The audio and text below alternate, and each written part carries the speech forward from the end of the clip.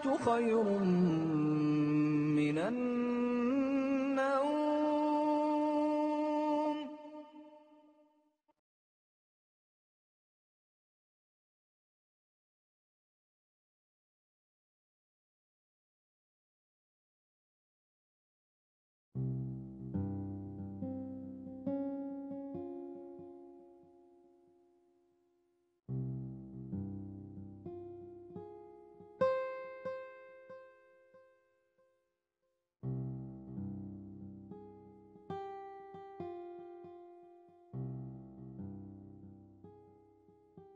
মা, আমি যাচ্ছি।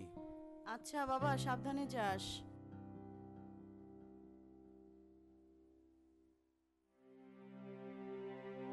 রক্ত দিয়ে কেনা এ দেশ, রক্ত দিয়ে কেনা এ স্বাধীনতা, কেবল মানুষ হিসেবে স্বীকৃতি পাওয়ার জন্য, শোষণ আর পরাধীনতার শৃঙ্খল থেকে মুক্তি পাওয়ার জন্য এত রক্ত আর কেউ দেয়নি কখনো।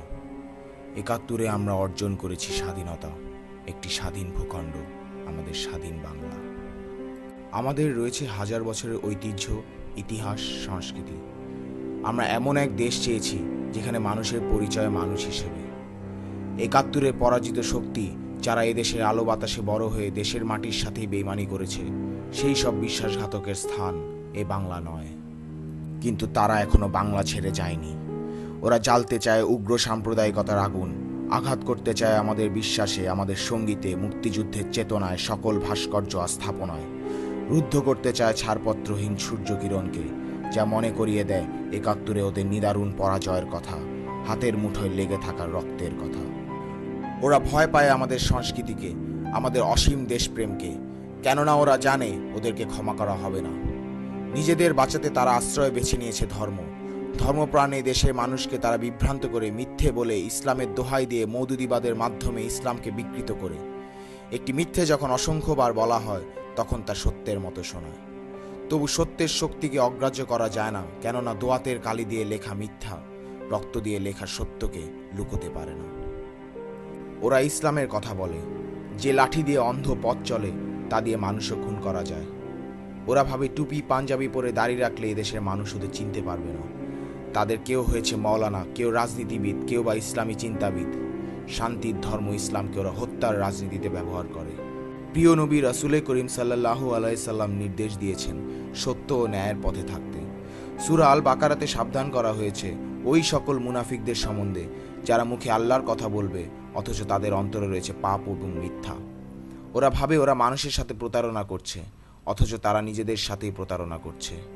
আমরা কি সত্য ও ন্যায়ের সাথে থাকব, নাকি মিথ্যা ও প্রতারণার সাথে থাকব, সে সিদ্ধান্ত আমাদেরই নিতে হবে।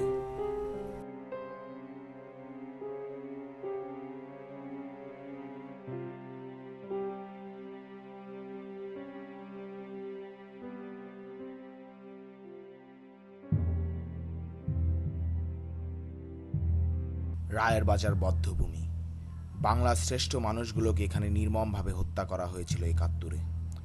আমাদের এই সংগ্রাম কেবল একটা স্বাধীন ভূখণ্ডের জন্য ছিল না, ছিল একটা অসাম্প্রদায়িক বাঙালি জাতীয়তাবাদে বিশ্বাসী ধর্মনিরপেক্ষ রাষ্ট্রের জন্য।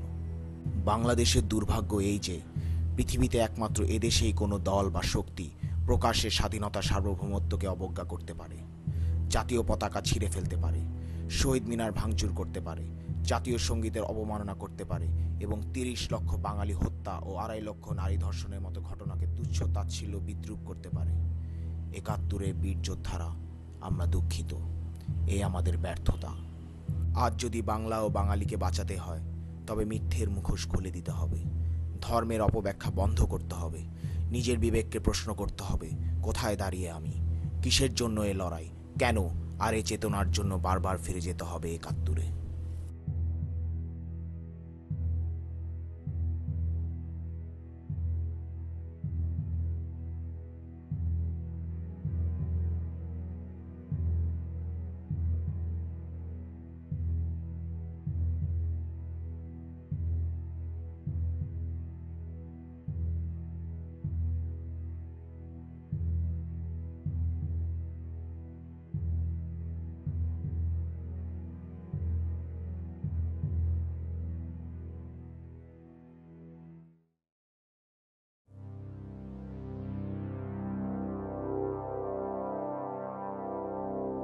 যুদ্ধ অপরাধীদের বিচার কেবল সাধারণ কয়েকজন খুনির বিচার নয়, এ বিচার বাংলার মাটিকে কলঙ্কমুক্ত করবার। লক্ষ শহীদের রক্ত বৃথা যায়নি, এ বিচার তার সাক্ষী হয়ে থাকবে। যখন কোনো রাজনৈতিক দলের গঠনতন্ত্র গণতন্ত্রের সাথে সাংঘর্ষিক, আদর্শ মুক্তিযুদ্ধের চেতনার পরিপন্থী এবং যারা ৭১-এ ইসলামের দোহাই দিয়ে পাকিস্তানের অখণ্ডতা রক্ষা করার জন্য বাংলাদেশের অভ্যুদয়ে বিরোধিতা করেছিল, এখনও তাদের এদেশে রাজনীতি করা কতখানি যুক্তিসঙ্গত। ৪২ বছর অপেক্ষা করেছে জাতি। আজ যদি যুদ্ধ অপরাধীদের সঠিক বিচার না হয়, তবে হয়তো একদিন রাজাকারদের গোটা অধ্যায় মুক্তিযুদ্ধের ইতিহাস থেকে হারিয়ে যাবে। সেক্ষেত্রে বাংলাদেশে ইতিহাস হবে রাবণকে বাদ দিয়ে রামায়ণ বা এজিদকে বাদ দিয়ে বিষাদ সিন্ধু লেখার মতন। আমরা বাঙালি, আমাদের স্লোগান জয় বাংলা। এটা আওয়ামী লীগের পেটেন্ট করা স্লোগান নয়, এ আমাদের অন্তরের স্লোগান। এখন ডাক এসেছে আরেকটি যুদ্ধে যাবার। এ যুদ্ধ আমাদের কলুষতাপূর্ণ হৃদয়ের সাথে, যে হৃদয় থেকে আমরা মুছে ফেলেছি ধর্মের মর্ম, মুক্তিযুদ্ধের ইতিহাস ও স্বাভাবিক মানবিক গুণাবলী। এই দ্বিতীয় যুদ্ধে আবারও বাঙালির জয় নিশ্চিত। কোনো দলের ব্যানারে জাতির এক হবার প্রয়োজন নেই, প্রয়োজন এক পতাকা তলে দাঁড়ানোর।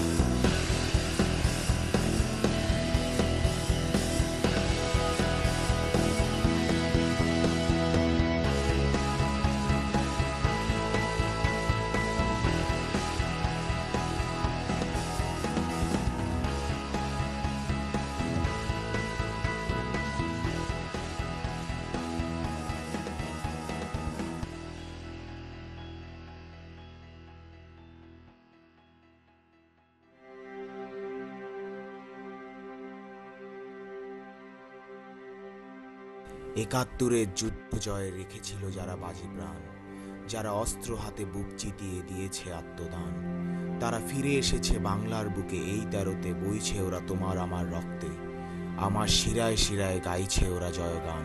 তাই এখন আমি মুক্ত, আমি বিদ্রোহী, আমি বিপ্লবী, আমি করছি তোমায় আহ্বান। চলো ডেকে আনি ঝড় ঝঞ্ঝা, জানি সমুদ্র আজ উত্তাল, পথ একটাই তাই থামবো না, মাথা উঁচু করে চলো মৃত্যুকে করি কবজা। তবু সরবো না, দাবি ছাড়বো না, হোক রাজপথ রক্তাক্ত, যে মাটি থেকে শুরু তাতেই যে শেষ, মাটির দাবি যে সত্য।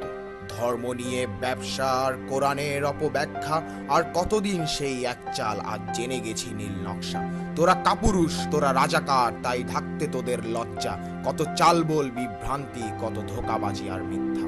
এই ১৩তে উঠেছে জেগে বাংলা মায়ের ছেলেরা, ওদের রক্তে রয়েছে বনহি শক্তি, অসীম মুক্তি চেতনা। মাগো, এরাই তোমার দামাল ছেলে, যুগে যুগে ওরা আসবে ফিরে তোমার শীতল আঁচল তলে।